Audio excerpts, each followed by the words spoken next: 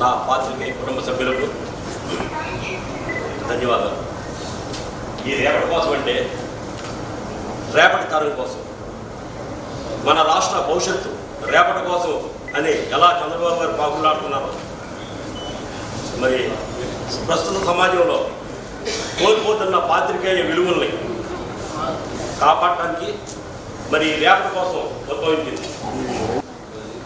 మనకి జరిగిన సంఘటనలు ఆలోచిస్తే కేవలం 9 నెలల్లో టీడీపీ ఆవిర్భవించి విజయదుందుకు మోగించి మరి కూకట వేళతో అప్పటి అరాచక సామ్రాజ్యాన్ని చీల్చి చెండాడిన ఘనత మన రాష్ట్రానికి ఉంది.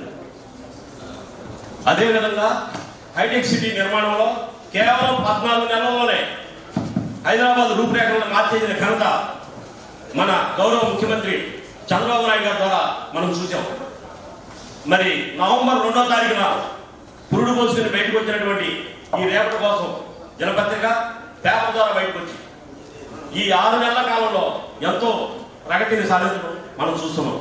దీని అంతటికీ ప్రధానమైనటువంటి మన పెద్దలందరినీ శుభాకాంక్షలు తెలియజేస్తూ నాకు ఈ అవకాశం ఇచ్చినందుకు ధన్యవాదాలు తెలియజేస్తున్నాను. Thank you.